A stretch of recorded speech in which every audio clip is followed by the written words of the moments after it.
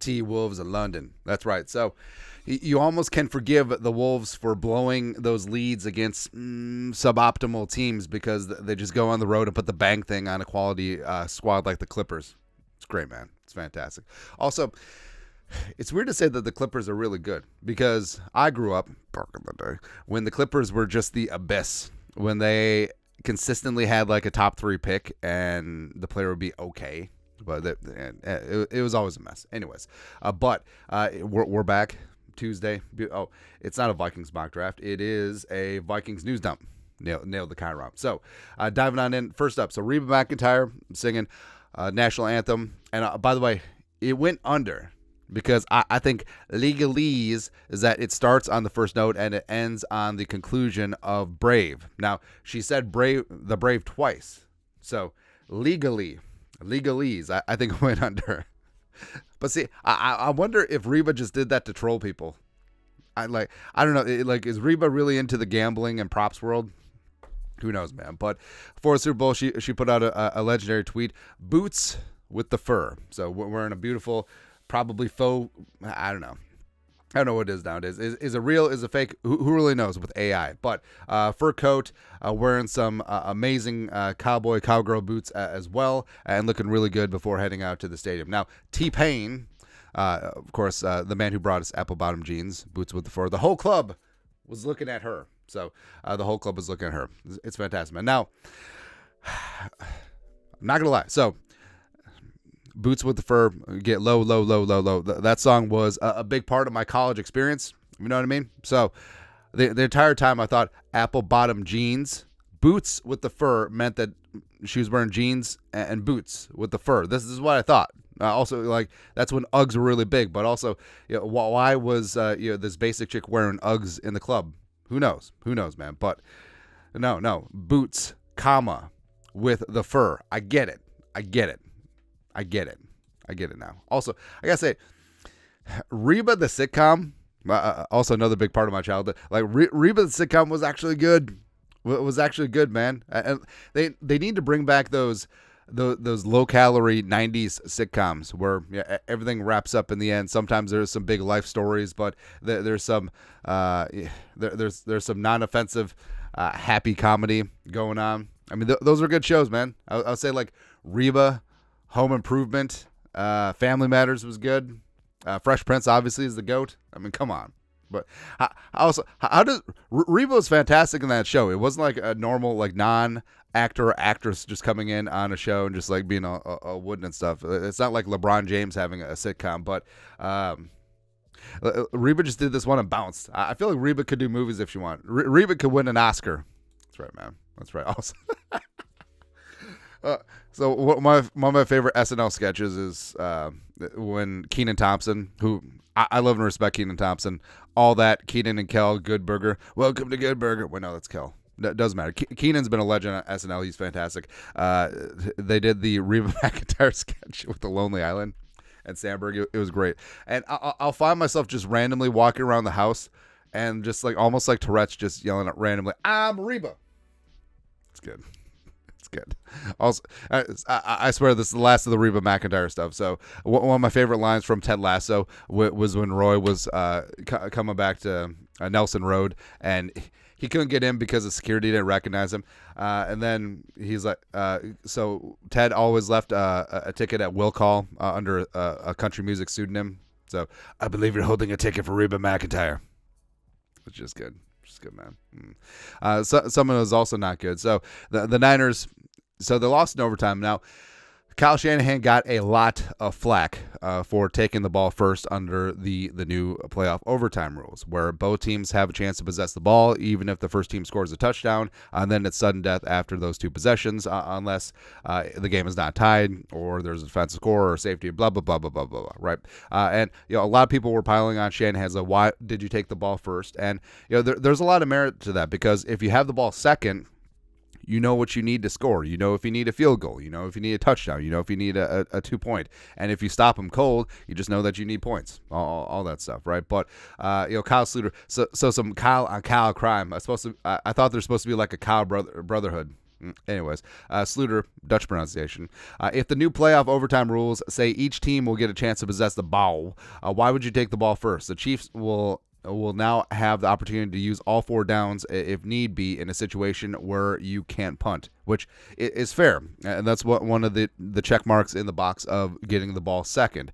But also, you have to factor in, I mean, the game isn't played in a vacuum. And the Niners defense was out there. They're gassed on that last drive against Kansas City. So you're going to turn around and put them right back out there against Mahomes? It's kind of tough. So, giving your defense a blow, taxing their defense. I mean, their defense is tired too, even though they just had a little bit of a sit. Also, if the score ends up tied after the 2 possessions, so 0-0, 3-3, 7-7, 6-6, 8-8, whatever, you get the ball first in sudden death. And also, if it ends up being a punt, so you get the ball first, you end up punting, they get the ball, they end up punting, you could actually have the ball in a favorable field position in sudden death. So I feel like if people say that there's clearly a better choice for one side, I think that's incorrect. I think that there are merits for both. And which one is better? I mean, we do not have the sample size to be able to say, like, hey, this one is better. But we'll see. But Kyle on Kyle crime. Speaking of which, the Vikings. I mean, the Vikings haven't played in the Super Bowl since 1977, and we can't stop catching strays. So, SB Nation, whatever. Kyle Shanahan is the Minnesota Vikings of NFL coaches. And they talk about getting hopes up and then getting crushed and stuff. It's like, no, isn't Shanahan more the Buffalo Bills of coaches? Because I feel like that's even more soul crushing. 4 straight Super Bowls. I mean, the Vikings went to 4 Super Bowls in like 10 years and lost all 4. But I mean, that's crushing. That is rough. And also, it's not like the Vikings had a major lead in all 4 of their Super Bowls. I mean, all of them were near-run things except for the Raiders ones. Who knows? Man. But so the final play of the Super Bowl, Mecole Hardman being a Super Bowl hero, catching the game-winning touchdown from Mahomes in a play called Corn Dog, which they also ran against the Eagles. That's got to be rough for the Eagles and the Niners. Like, you get beat by a play called Corn Dog. But so say this was the Vikings, and Kirk Cousins was lining up to toss the game-winning touchdown to, I don't know, so Hardman, so like KJ Osborne or Brandon Powell or whatever. But how would the Vikings lose this? That's what I want to know. So this is my purple pessimism glasses on. So how would the Vikings screw this up? So you have a receiver wide open in the flat, and it's an easy 2-foot putt on a flat lie. How are we going to F this up? So first off, what would it be? So 87. So Hawkinson might hold 7 on this, might hold Ward there, or the Vikings won't be playing the Niners, but you know what I mean. Or 100% what would happen is that the receiver would catch the ball, they turn to go upfield, they would get pursued, and then they'd dive for the pylon, and then they'd fumble out the back of the end zone. Game over. Crushed by the dumbest rule in NFL history. It's just rough. It's just rough. Now, let's not kid ourselves. Like, the Vikings would lose like the Falcons did 28-3, or they would lose like the Lions did, blowing that second half lead against the Niners in the NFC title game. That's exactly what would happen. All right, so Chuck Foreman, a legendary running back for the Vikings, spin doctor, little miss, camp around. So I wasn't around when Chuck Foreman was at the height of his powers, and I just thought they called him spin doctor because he spun. Apparently, it's true. Also, he's a part-time DJ, weddings and bar mitzvahs. It's great. But Chuck Foreman weighed in on the Vikings roster situation this offseason from Vikings fan page. Vikings legendary running back Chuck Foreman on Kirk Cousins and Justin Jefferson, quote, "I think they should bring them back together. I think Kirk Cousins, when everything is in place, he's one of the better quarterbacks in the game. Kirk Cousins is the guy we need," end quote. And, Foreman, Bark in the day. Played with some good ones. Played with Tarkenton. Played with Tommy Kramer and all that stuff. So I mean, he knows quarterbacks. He knows ball, and I do feel like you can win a Super Bowl. Like, all right, so you win Super Bowls because of guys like Mahomes. You can win a Super Bowl with a guy like Brock Purdy. I think Kirk is right in that middle, right in between them, where he's borderline. Like, if Kirk gets hot, I firmly believe that Kirk could have like a 2012 Flacco type playoff run. 100%. 100% is capable of that. But also, I feel like he does need a supporting cast around him. If Kirk goes out there, tries to win a Super Bowl with the two most penalized tackles in the league, and Rashee Rice and Kadarius Toney and MVS and the leftovers of Travis Kelce, ain't gonna happen. But with a perfectly talented supporting cast, I think he can get it done. So that's where we're at. Also, where we're at. So, odds. The odds of a certain player landing with the Vikings. Now that shifts as money comes in. It's more reactive to the market rather than the free agency market, because mainly a lot more people are tuned into the draft prospects, and there isn't like a shifting of money like there is. There isn't like a shifting of the odds because of money coming in heavily on one team or the other in free agency, like there is with the draft. But Vikings Insider put this out 5 hours ago. The Vikings were plus 350. Tree Fitty, so 3.5 to 1, to land Oregon quarterback Bo Nix. So betting a hundo to get 350 back. Right, so it's relatively short odds, but now they're plus 1,600, so 16 to 1. So that's a massive shift in odds and a massive shift in perceived likelihood that Bo Nix lands with the Vikings. Now this is important because Nix is seen as the consolation prize, where if you miss out on Caleb Williams, Drake May, Jaden Daniels, probably J.J. McCarthy, maybe even Penix. Then, all right, so take Bo Nix at the bottom of the first, get that fifth-year option, or at the top of the second round. He's seen as that guy. So, I mean, the Vikings initially were seen as likely to end up with the consolation prize at plus 350. Now, with all of the talk of, say, the Patriots trading down or the Vikings moving on up to the east side, finally got a piece of the pie and potentially getting one of the top four quarterbacks, all of a sudden, those Bo Nix, Mr. Consolation, those odds go way down. So I feel like people are reading the tea leaves and putting their money where their mouth is. I think that's what's going on in that spot.